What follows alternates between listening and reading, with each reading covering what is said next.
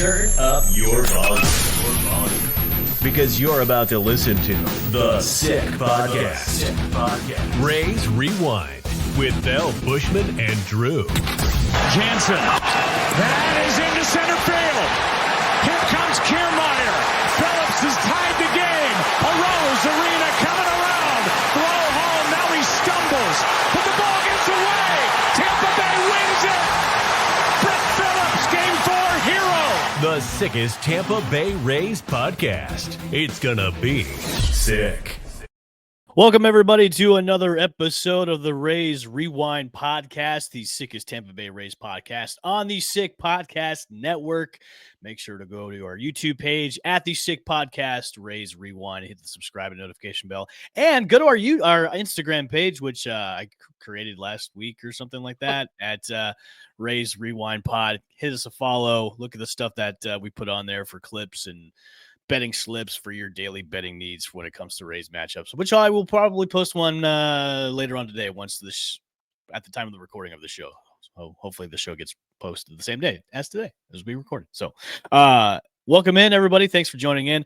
As usual, I'm the Great L Bushman, and with me alongside me as usual is Drew. Happy Victory Monday.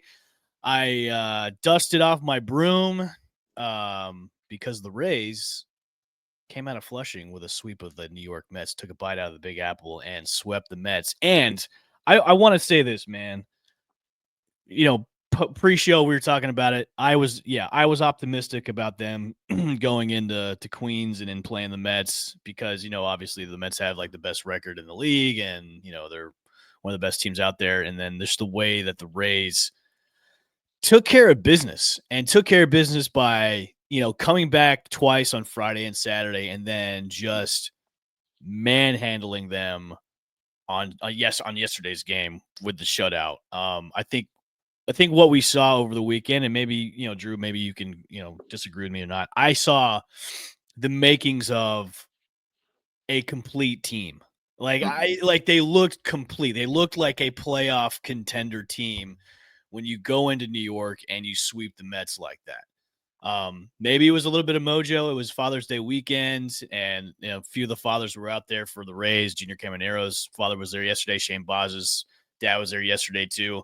But it just looked like the team like had so much resilience and, you know, grit and tenacity on Friday and Saturday when they were down, you know, on the scores for the few runs they were down, and then coming back and sealing those victories, and then just to come out on Sunday just smack the smack out of the Mets and take the series. And I texted you over the weekend. I'm like, man, are we gonna win this series? And you know, I'd be happy with 2 out of the 3, but to sweep the Mets, that shows to me that whatever Kevin Cash said to these guys, and maybe on the trip to New York, or it's probably nothing.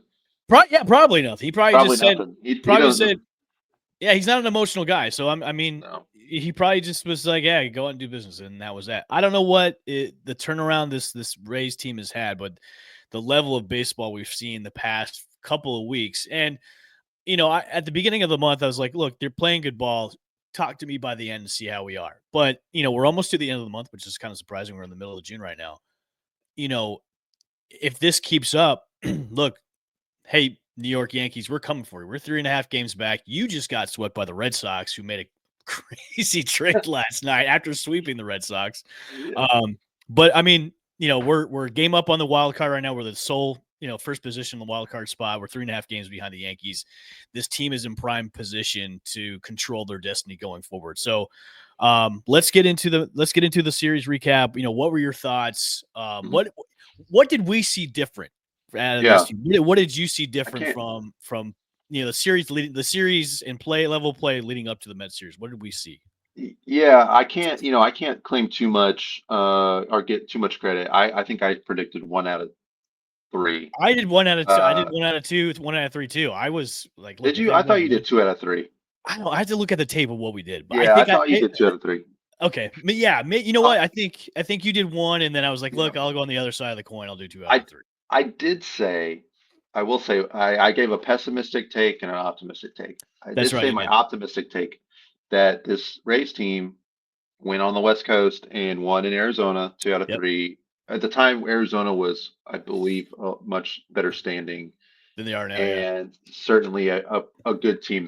They also faced, some of their top pitchers.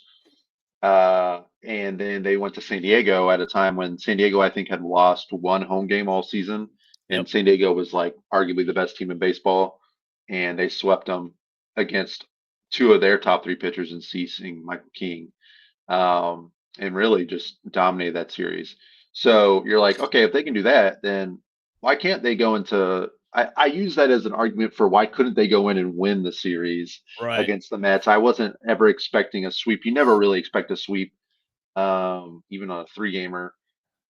So I obviously pleasantly surprised. I mean, they played so good, and it was funny. Like, I mean, you look back, the Boston series, they were playing so well coming into that series. Won the first game that was like, I thought, a huge statement win, even though it was kind of sloppy. Like the fact that they overcame Roman Anthony's debut and all, some of the errors and just like that atmosphere and that situation and the extras to like gut out a win like that was huge. But then Yeah. it wasn't like they lost by a lot to the Red Sox. They were all, both close games, the ones they did lose, just they didn't do the little things. Yeah. And so, you look back now, you're like, okay, well, it's not like they were necessarily playing that much worse. It's just they made some mistakes and they paid for it.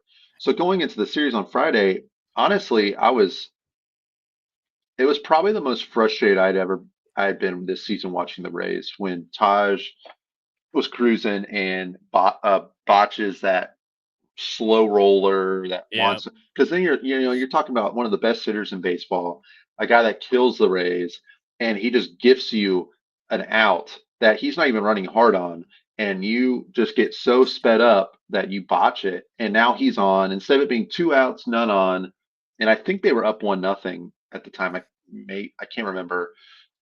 Instead of being two outs, none on, it's one out, one on, and then it's just like things fell apart, and I just sat there and I was ticked. See, And that's why I was optimistic coming into that, because the series against the Red Sox, I was like, man, you lost. You played okay, but it wasn't right. like it wasn't like what we were used to the week before. And then you're going into New York playing the Mets, who at the time had like the best record in the league, and Mhm. that's why I was like, if they win, if they look, I think we also talked about too last show. Is like, if at least if they play good baseball Yeah. and lose, it's okay. But if they go in and they just be sloppy and just play like crap and lose, that's going to be more frustrating than anything. And that's why, Oh man. like Friday night's game when they were down, I'm like, man, this is going to be another I one of those almost turned it loss. off. I Did almost you? turned it off. I almost turned it off because I was that inning where Orzi came in and I was like, it was like, I think it Mhm. was 4-1, 5-1. And I was like, if he gives up, he gave it that, he was one out, he was one pitch away from it keeping it at 3-1 and then give it the 2 runs. And I was like, okay, if he gives up more, I was like, I'm just turning off. And I don't usually do that. I was just so like Taj just booting that easy ball. I was like, there's just no, this is just too frustrating. Like it's not putting my heart in a good place. Like I shouldn't be feeling this way on a Friday night. And and then I think the very next inning was the inning they like put the rally together. So I was glad I didn't turn it off. I'm genuinely shocked they came back and won that game. I think And then also too, the Rays got some help from the Mets, because the Mets were yeah, the playing Mets, sloppy. They were playing sloppy. the, Like yesterday, they were playing sloppy, had a couple of miscues. So yeah, they got a all little bit of weekend. help from the Mets. Yeah. So I they think they got were. some help I from the Mets. think the Rays were greasing the baseballs because the Mets had like 5 or 6 wild pitches or something like crazy like that. Somebody It was insane. posted on X. I think it was the Saturday night game where I think it was in the ninth where Soto came up and he hit what looked like almost a home run, but it was caught by Josh Lowe.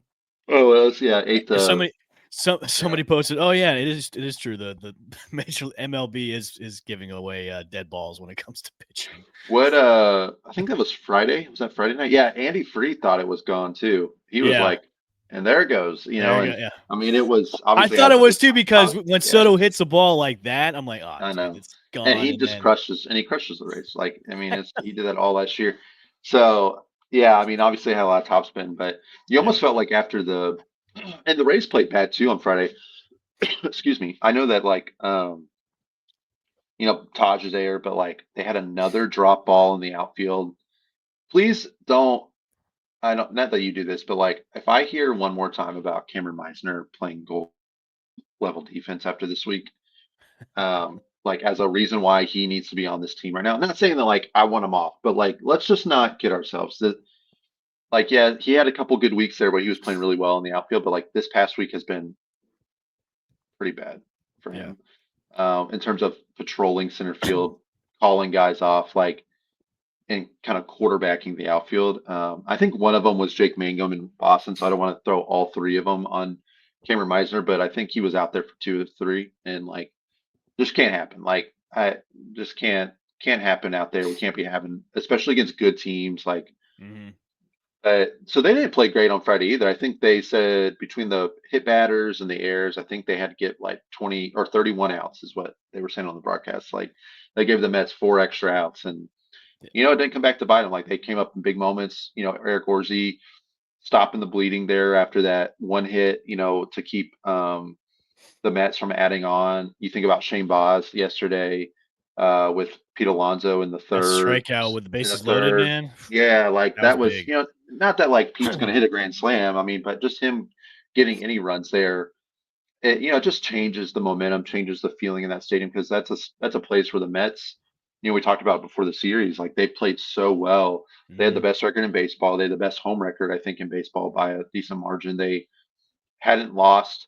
I think they had only lost like 7 games or 6 or 7 games going into the series at home, and they hadn't been they hadn't lost a home series since the end of April, and had won 6 in a row coming in at home. Like it just was a recipe for like you just did not expect the Rays to come in and do take care of business like they did. And Well, again, there's a it there. wasn't a perfect series, but I mean, it was a complete series in terms of they overcame the mistakes and got pitching, defense, and offense all at the opportune times. Well, So I think a really cool stat is, I mean, the best team since May. I think May 20th that Yeah, was the first. is the Rays 18 and Yeah, 6. that was the first. That was the Houston series in Tampa where Yeah, because they lost the opener and then won the last 2, and it was that first win. That's kind they of the marking. It was right after that Miami series where you're like, oh, geez, like they they're lost 2 or 18 and 3 in 18 and Miami. 6 since May 20th. It's the best Yeah, record they're in crushing it. I baseball. mean, Yeah. they're crushing it. So how is are you still like, hey, I don't have any optimism anymore about this team, or are you still kind of optimistic that I they mean, might? I'm feeling so much better about this team, and um, I mean, it's hard not to. Yeah. You understand that like teams go through streaks and stuff, and I'm sure there'll be a time where it's like, okay, here we go again. The offense isn't hitting um, But I want that to the happen because if they do that, we don't want that to happen in like August or September. We don't need that to happen. yeah. You know what I mean? I mean, That's when it's crunch time. That's when you're gearing for a playoff spot. well, and what's great is kind of like in 2023. Now, obviously, they're not getting off to that kind of start or that kind of like first half success. I'm not saying that, but like you're kind of getting to the point now where okay, you're coming into a week long homestand against the Orioles, who are playing better for sure. Like they're 14 and 6 over the last 20, is what I read. But like they haven't been a good team for much of the year. They're playing better, but their pitching has been really lackluster. Mm-hmm. And you're getting all right-handed starters against them, which is big for this team. And then you got the Tigers coming in, who are obviously great. And not saying that like you just expect to win against the Tigers or the AL's best team record-wise, but like you're catching them without having to face Scooble. So like you're getting these things falling in place where setting up that the Rays could have a successful homestand, 4-2, Yeah. let's say, or excuse me, they're playing 7, so 4-3 or 5-2, like whatever, like a winning homestand. You're now, I mean, even at 4-3 homestand, you're looking at 8, I think 8 games over 500, Yeah. Mm-hmm. and you're really like we talked about, you're separating yourself from the 500 mark and getting away from that, which is something that they had not been able to do for the better part of a season and a half. And you're starting to get separation in the standings in the wild card. I mean, you're a game over Toronto, like you said, and I think they're 3 games over the group of teams that are in that third wild card I standing. And then think it now, might be 3.5.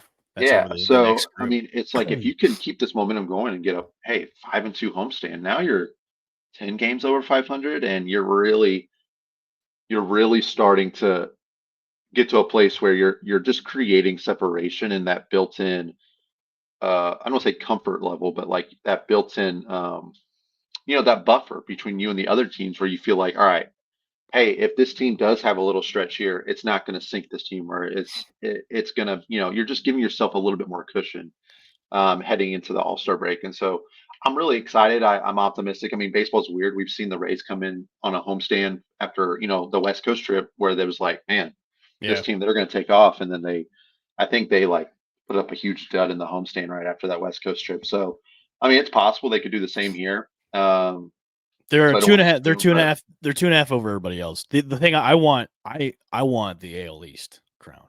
oh yeah, That's what I that would want, be sweet. and Yeah, I think they're in prime position to do that. But the Yankees, the way they're playing right now, just getting swept by Boston. I mean, this whole stretch of games right now coming back home is an opportunity to even gain more ground on the Yankees and maybe overtake.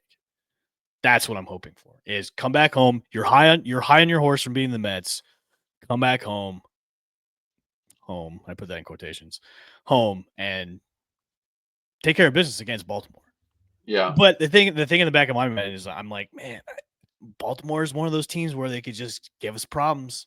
They could give us problems for the 4-game set that we have. But I'll be the optimistic one of the two.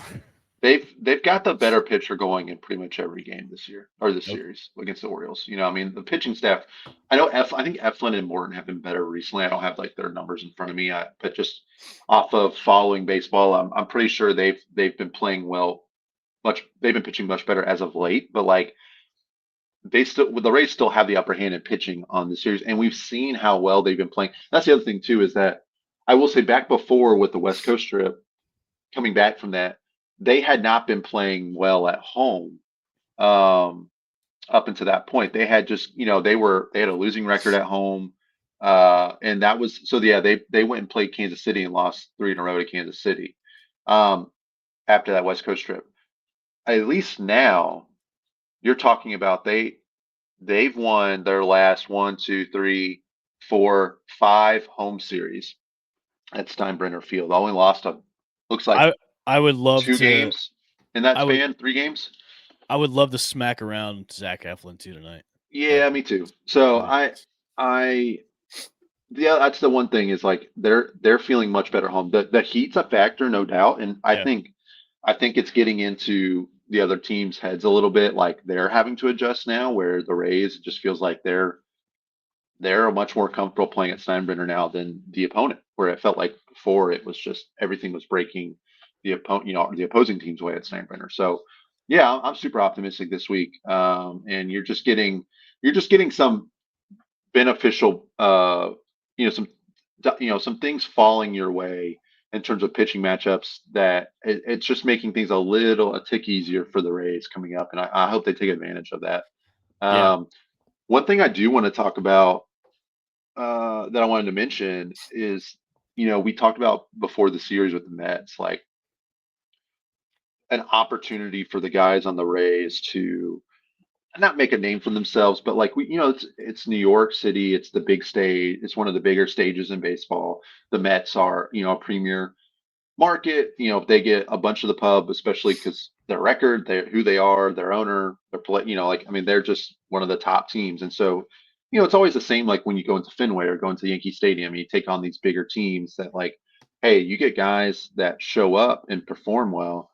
It does a lot for their national recognition, and and especially now with the All-Star voting going on. Like I think we said coming in, for Rasmussen, I know the voting doesn't happen for him. That's all players and coaches or whatnot. But like, it's gonna be great to see him go against this Mets offense. And hey, he gave you 5 strong innings. He did pretty good.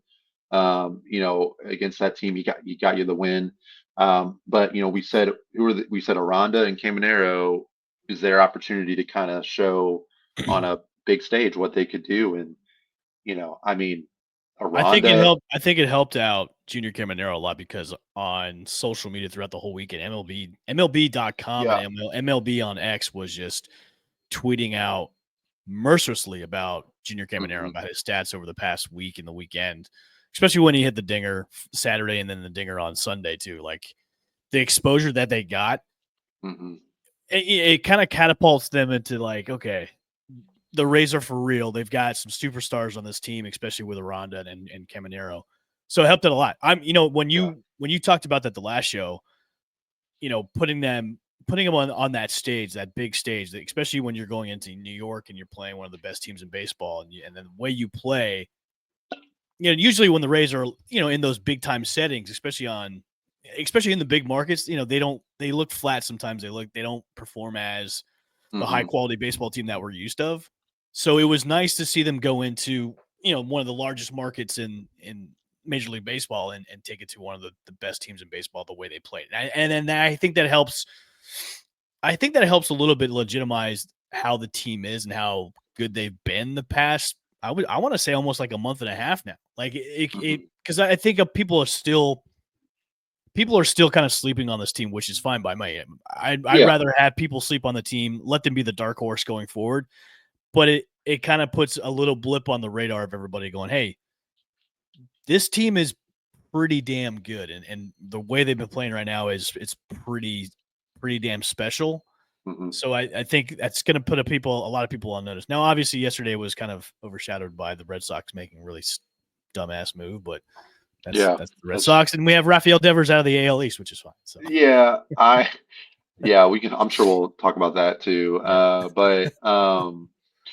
mean, I was just I obviously want the Rays to have success and want them to win, but like I get especially excited when it's guys that like I want to see do well. Especially like the young stars that we have now. I know Aranda is not necessarily he's not how old is he? He's a little bit older. He's 27, but like, just to see him having the season he's having, and like you could see his all-star campaign starting to get there like on a national level, and like he's without a doubt the best. He deserves to be the starting first baseman on the all-star team this year by stats alone. Like, yeah, and it's a shame because he probably won't. You hope that he still is in the running for it when the voting trickles down and they start eliminating people or whatever. But like, that going up against like Vlad Guerrero and Paul Goldschmidt, just because of the fan size, like it's such a joke. Like it's not even close. Like he should absolutely be the starting first baseman. So for him to come through and have a huge, highlight with the home run that he hit on Friday, and I mean, he's still, and that's the thing too. It's like, okay, it's not just that he hit a home run; it's that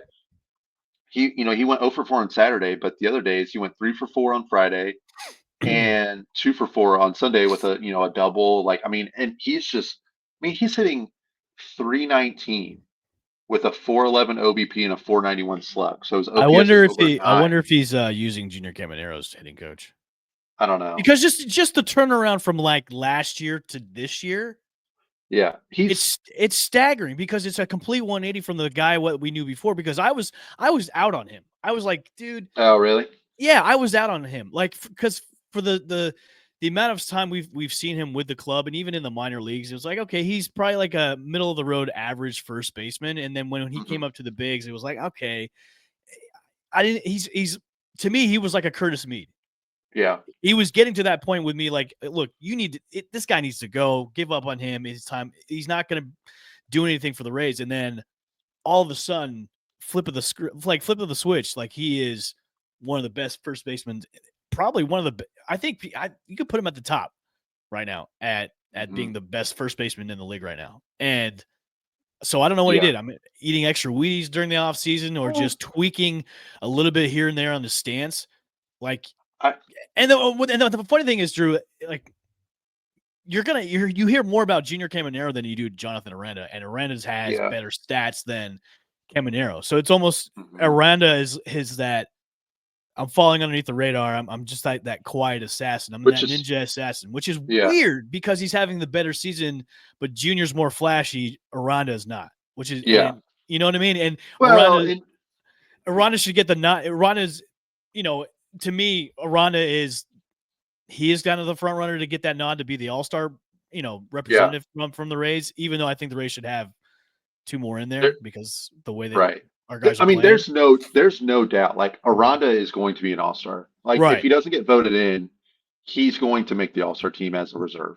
Right. They're absolutely. So that's like sealed. It's just a matter of like the man deserves to be the all-star starter. And like, It's so funny you say that you're out on him because I totally get that.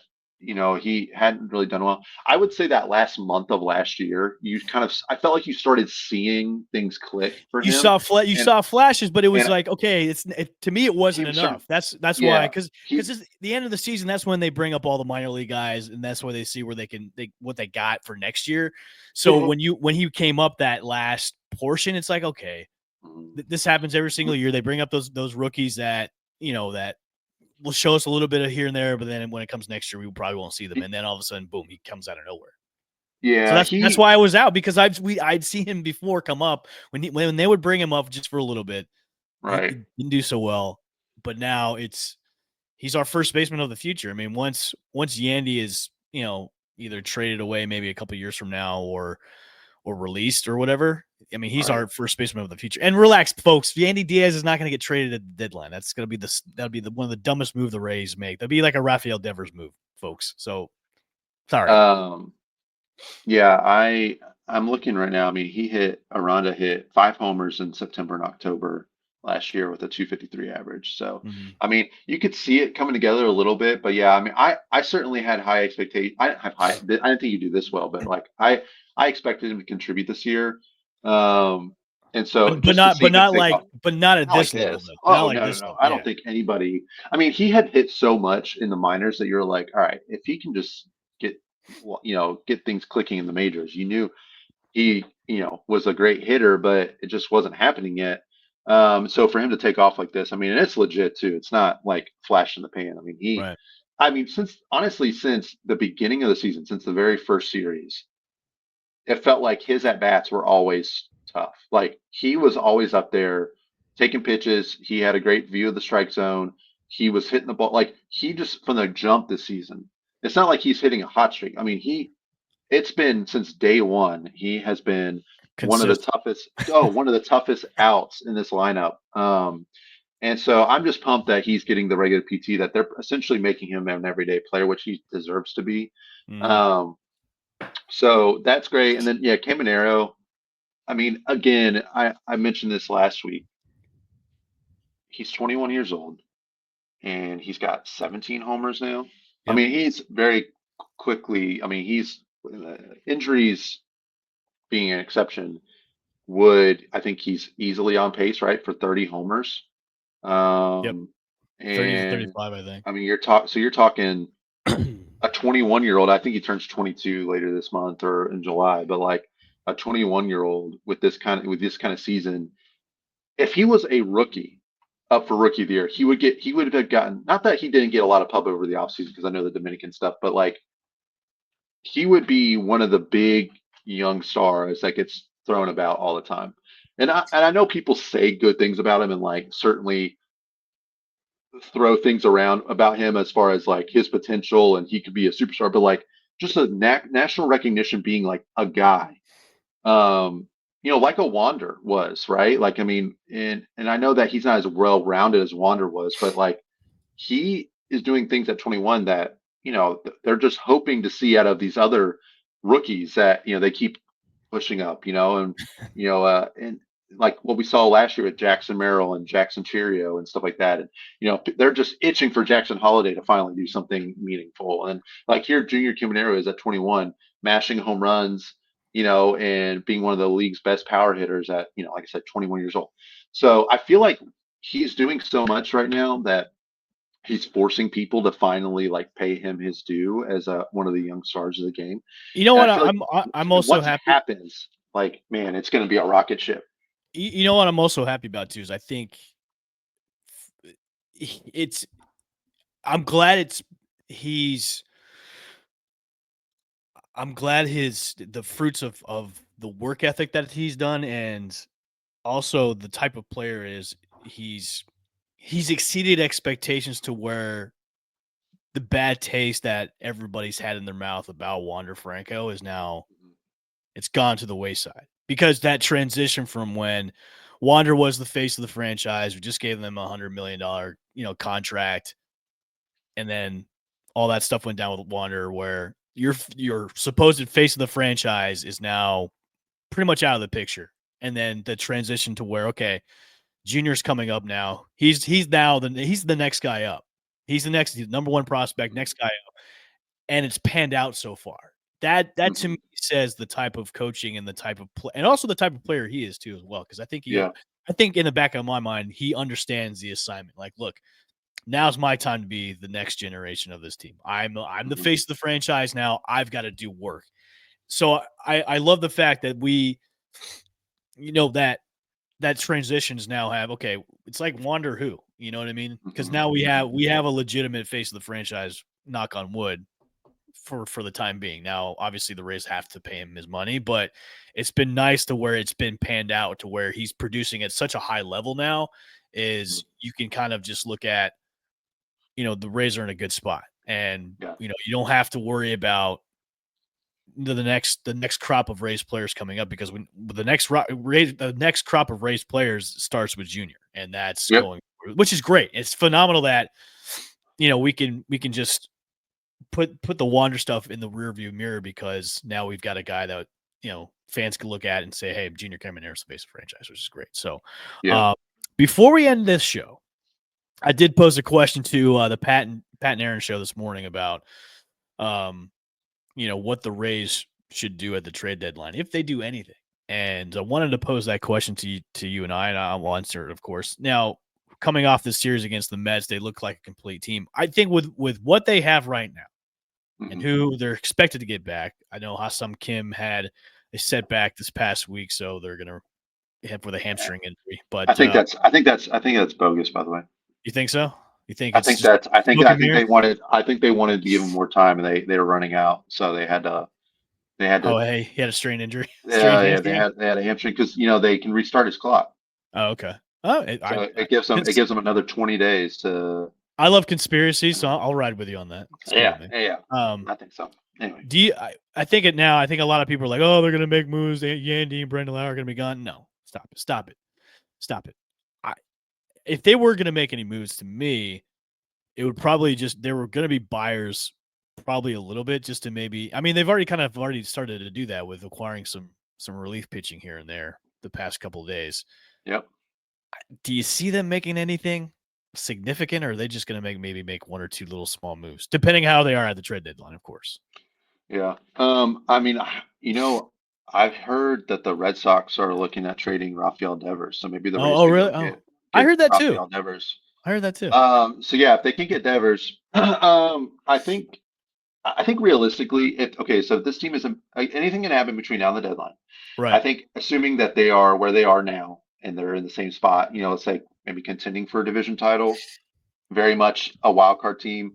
They're not, like you said, they're not going to trade Yandy, Brain, and Lau. They're going to go for it because what their philosophy is just get into the playoffs and anything can happen. And it hasn't worked out the last couple times, but hey, I don't fault them for thinking that.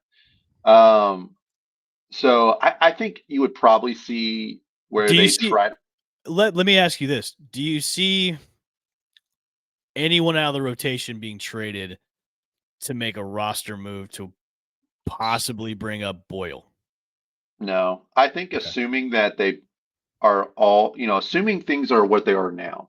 Like I understand, like, hey, if someone tanks or if someone gets hurt, like things have to happen. But I don't think they're going to actively try to move any of the other guys. I think they wouldn't want to. I think given how consistent they've been, showing up every fifth day to pitch, giving you innings, I think you would maybe see like some internal stuff happen where they maybe give guys a start off or some like an extra turn to the rotation, like time off to manage innings, that kind of thing, and give guys like Boyle or Ian Seymour, an opportunity to make spot starts here and there. But like, I don't think they'd make unless it's for like a really good starting pitcher, like someone that you would be like, oh yeah, he's going to be like our second guy, or like, I don't think they're going to acquire, they're not going to shake up the staff just to shake up the staff, unless their hands forced through an injury or something. See, I'm with you on that because why rock the boat if the boat's going well in the water? I don't say what expect even if they could maybe use another pop in the lineup, but I don't know, man. The offer has to be of significance to make some kind of move because I just you don't want to mess up. Look, I'm a baseball purist and I believe in superstitions. And if you make the trade deadline can make or break you, especially if you're going for a playoff run. And we've seen it in the past with the Rays too, where it's okay. We've made these trades and they haven't panned out. I just don't. I think for the trade deadline, if they're playing like this, you won't see anything really happen with them and move wise. Now, if they start to falter and they fall below 500, then maybe yeah. But I think the way they're playing right now, why rock the boat? Right. To be honest with you, I mean, if the mojo's there and they're playing well, then I don't think you need to you could maybe add something in there to help out maybe with depth. But I think other than that, I don't think they're going to make any kind of significant moves unless something drastic happens before the deadline. Yeah, I think the two areas I see, like if they're just going to purely add players to make the team better and really compete at the trade deadline, I think it's a right-handed bat. This again, if Morel's not doing, if he stays the same and Meade stays the same, like Ha-Seong Kim's gonna be great, whatever. But like, I don't expect Ha-Seong Kim to come in and just knock the cover off the ball. Like, he's certainly going to provide more consistent offense than Taylor Walls, but like, Right. I don't think he's going to be this game-changing. Like, oh man, this was the right-handed bat we've been needing. I think that they still need a right-handed bat in the outfield that they can go to in platoon situations that can give you consistent production. So that would be like, like I could see it being like a guy, not saying this would be it, but like a Rob Refsnyder type person, right? Where, okay, it's not a guy you're gonna have to start every game because they've got guys they'd rather play every day, but a guy that you could slot in when there's a lefty pitcher coming up in the lineup, or during the middle of the game where he matches lefties, and he's been doing it. So I could see a move like that, and then I think they make a move to solidify the bullpen. I mean, the reality is like, okay, Manny Rodriguez. Thankfully, the update seems positive, but Fairbanks has been getting. He's been okay. He hasn't had a clean inning, I feel like, in I don't know how long. And it seems like more times than not, the bullpen. Usato was great against the Mets, but you almost feel like you're teetering, like things could go really bad here, or but they end up turning out okay. Like, I think I could see them, hey, let's get a guy for the back end of the bullpen, excuse me, to really lock down the end of games. And so I could see them doing that.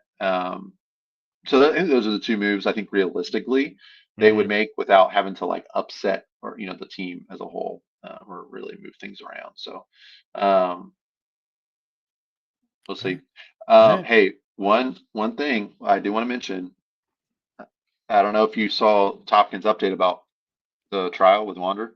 No, I didn't see it. Did it just pop up? They're expecting no, not. It was in an article last night. They expect to have a decision like this week. Yeah, because they were like, "Oh, it's going to be months." Well, they're doing final arguments, and like the defense, his team's going to ask them to exonerate him or whatever. But like they're moving right along, man. Even if they call witnesses, that's what I was confused, because you would hear like all these things were happening in the trial, and like, oh yeah, it's going to take months. It's like, well, geez, how long? How many things they got? But yeah, I mean, they said even if the defense calls witnesses, they expect probably for everything to be wrapped up and announced this week. So we're very quickly coming to a conclusion, which I know it's like people don't want to talk about it and they would just rather put it in the rear view, but like it's going to be very much in the foreground very quickly. So just something to keep in mind for this week. It'll be interesting to see what the decision is, because if he's exonerated, which look, I to me, he's an afterthought to me. Now, obviously, whatever happens. I think whatever the situation he's in it's just a terrible situation and icky and gross, but it could go either way on him. So, whatever. So, yeah, well, I'm sure there will be like one episode we have coming up it'll feel like we're finally tying the bow on everything, or either that, or it feels like it'll just all be starting over if he's exonerated. But yeah, it's just be nice to have this finally like decided. It feels like forever that we've just been waiting for some sort of resolution, and some closure. Closure, yeah. So All right, everybody. Thanks for joining into the Rays Rewind podcast, the sickest Tampa Bay Rays podcast on the Sick Media Network. Go to our YouTube page at the Sick Podcast Rays Rewind, and also our Instagram page at Rays Rewind Pod. We will see you guys probably on Friday. We do have a guest coming up. I'm not going to reveal yet, but we got a guest coming up. We haven't had a guest in a long time, so we've got a guest coming up on our next episodes. To keep a lookout. Make sure to check our Instagram page for our daily bet slips. We got one coming up for the Baltimore Orioles matchup tonight. So we'll see you guys next time on the Rays Rewind podcast. See you. And that's a wrap. Hope you don't miss us too much until next time. Follow the Sick Podcast Rays Rewind with L. Bushman and Drew on YouTube, Google Play, and Apple Podcasts.